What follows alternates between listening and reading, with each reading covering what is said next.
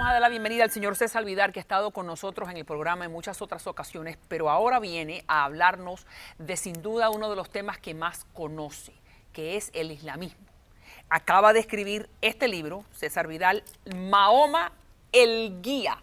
Su última publicación está en Amazon.com o también en las diferentes librerías locales, Books and Books, etcétera. Muchas gracias, profesor, por estar con nosotros, porque entonces vamos a poder escuchar una cátedra inteligente y sencilla de este señor Mahoma. Celebro que tengas tan buena opinión de mí, Sí, bueno, sí, sencilla porque queremos entender, pero sin duda que Mahoma es el gran inspirador de, bueno, de la religión musulmana, pero que ahora vemos muy a menudo las noticias, los talibanes se inspiran en el Corán, ISIS se inspira en el califato del Corán, entonces aprendamos quién es Mahoma y sobre todo a través de su libro. Vamos a ver. En un momento los occidentales consideraron que Mahoma era el anticristo, ¿no es así? Es cierto, es cierto. Mahoma es un personaje que es conocido en Occidente relativamente tarde. Las primeras noticias que hay en Occidente casi son un siglo y medio después de la revelación de Mahoma y por lo tanto eso hace que se le considere inicialmente un hereje del cristianismo y posteriormente el anticristo. Y esa es una situación que prácticamente va a durar hasta el siglo XIX, en que algunos empiezan a ver a Mahoma como un personaje heroico. Usted dice los 1800, hasta los 1800 no los toma en serio a Mahoma. No, lo toma muy en serio. Lo que pasa es que la visión que hay de Mahoma es una visión negativa. Primero, como un cristiano hereje, eso es lo que piensan inicialmente.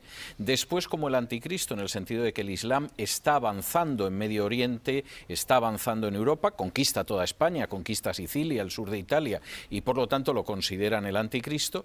Y en un momento determinado, cuando esa lucha contra el Islam ya no es tan directa, la consideración que hay de Mahoma en el siglo XIX es distinta. Hay autores ingleses como Carlyle que lo considera un héroe incluso.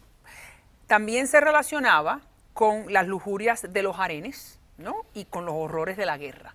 ¿Por qué siempre tenemos a Mahoma con las 7 vírgenes, las 22 mujeres que pueden casarse 7 veces, ¿no? Siempre hay como una connotación sexual y de lujuria. Hay una lógica para esto. La sura cuarta del Corán permite que los musulmanes tengan hasta 4 esposas, pero también el número que deseen de concubinas siempre que las puedan mantener. Hay que decir, hay 4 esposas oficiales. Exactamente. Y concubinas mientras que la aquellas que se puedan mantener. Con lo cual, lógicamente, en la Europa cristiana, Mahoma era un personaje que era un símbolo de la lujuria. Esto se puede discutir o no, pero efectivamente esa es la visión que había. La relación con la guerra tiene lógica, porque el Islam cree que el último pilar de la fe sería el yihad, que es lo que se suele traducir como guerra santa, aunque esto no es del todo exacto. Y dado que la lucha entre Occidente y el Islam pues es algo que prácticamente se inicia al poco de la muerte de Mahoma, efectivamente se pensaba que era la guerra y la lujuria. Yo creo que esos dos juicios hay que matizarlos mucho, explicarlos mucho, no son del todo exactos, pero sí es verdad que es la experiencia de Occidente. Dígame entonces ahora, vamos a ilustrarnos un poco. ¿Quién es Mahoma? ¿Cómo comienza? Explíqueme la relación con las esposas que supuestamente eran menores de edad. La Meca no se sabe bien dónde está. Bueno, hay una serie de cuestiones que lo rodean, pero vamos a empezar con él. Bueno, yo creo que hay una cuestión que es muy importante, que hay que tenerla en cuenta, y es que hay 2 Mahomas, o si me permites, 2 fases muy claras en la vida de Mahoma. La primera fase de Mahoma, que gira en torno a la Meca, que era la ciudad en la que él vivía, es un Mahoma distinto del que la gente suele conocer. Fue monógamo, estaba casado con una mujer que se llamaba Jadilla, que era viuda, que era mayor que él y que fue su primera conversa, es decir, que en ese sentido fue un monógamo, era pacifista y su predicación era sobre todo una predicación basada en un solo Dios, como los judíos y los cristianos, y en la cercanía del fin del mundo. Es decir, la gente tenía que practicar buenas obras, como era atender a las viudas, a los huérfanos, dar limosna, volverse a la oración para evitar ese fin del mundo que iba a estar muy cerca. Y eso es el Mahoma de la primera fase. ¿Cuándo cambia Mahoma y se convierte en algo radicalmente distinto? Es decir, se convierte en un Mahoma guerrero, en un Mahoma polígamo, etcétera.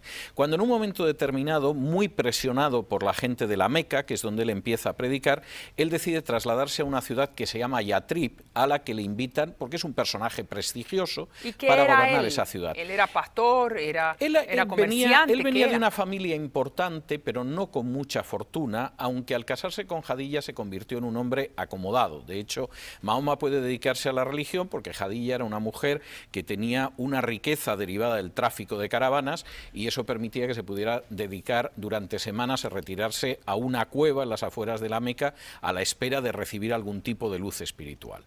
Esa situación cambia cuando él se marcha a Medina, lo que ahora llamamos Medina y entonces se llamaba Yatrib.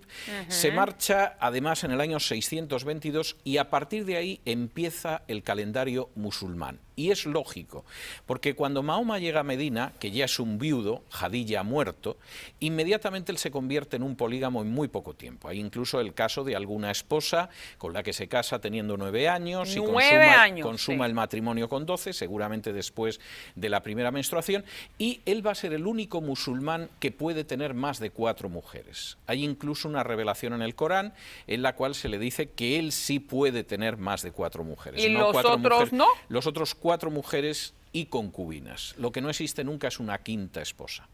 Puede haber hasta 4 esposas y aquellas concubinas que se puedan mantener.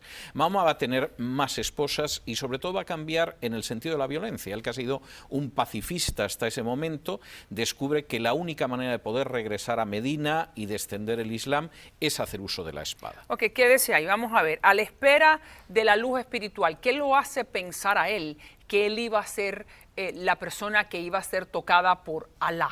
Usted me dice que él se retira para esperar pues que me manden tipo de revelación. Bueno, yo me puedo retirar o usted nos podemos retirar a la iglesia y estar ahí horas y horas y horas, días y semanas, que no necesariamente Dios me va a utilizar a mí como un canal de revelación.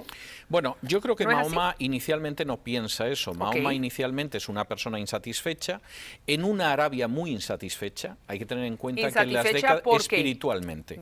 Hay que tener en cuenta que Arabia mayoritariamente era idólatra, creían en varios dioses y sin embargo ya había algunas tribus que se habían convertido al judaísmo, había cristianismo e incluso había algunos monoteístas que creían en un solo Dios pero no tenían muy claro si tenían que ser judíos, cristianos o qué. En ese ambiente Mahoma es un insatisfecho de la religión oficial, que es una religión politeísta, y espera recibir luz. Y en un momento determinado en la cueva se supone que tiene su primera revelación. ¿Y eso cómo es? ¿Cómo es esa primera revelación y quién se revela? Bueno, ¿Alá? sobre eso hay distintas interpretaciones porque incluso las fuentes islámicas son contradictorias.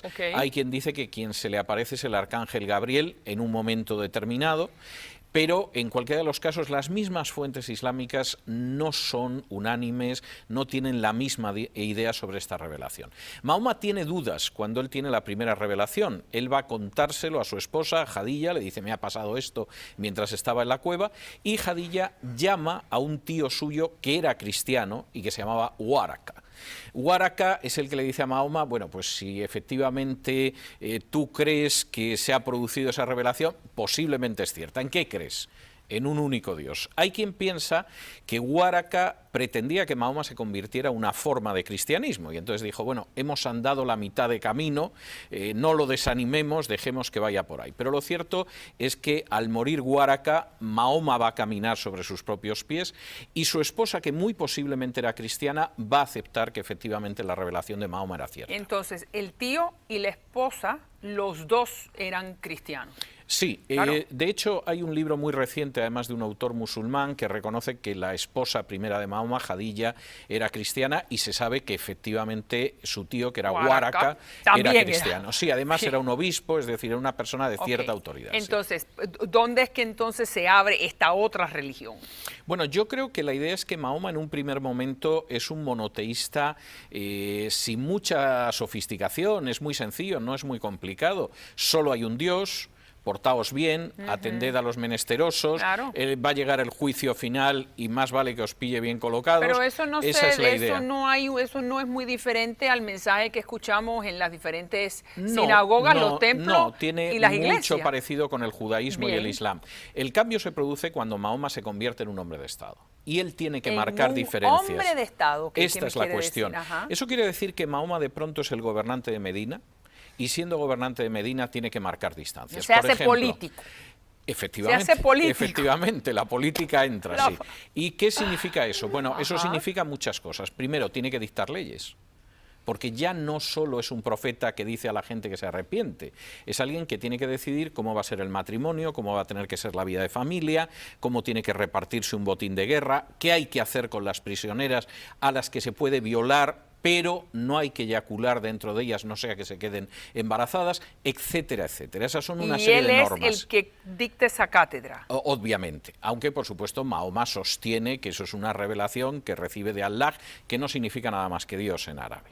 Esa es la primera a ver si cuestión. le entiendo. Usted me dice, todas estas directrices de las que usted me acaba de decir, él las atribuye a que las recibió por revelación divina. Efectivamente. Aunque hay... Que uno tiene que violar, pero no tiene que adentro para que entonces no salga embarazada. Eso sí. Se lo mandó a decir Supuestamente es así, igual que en un momento determinado, dado que a él le gusta una mujer que acaba de ver y que es la mujer de un pariente, pues Alá le revela, yo diría que de manera muy oportuna, que puede tener más de 4 esposas, su pariente se divorcia de esta mujer oportunamente y él puede casarse con ella.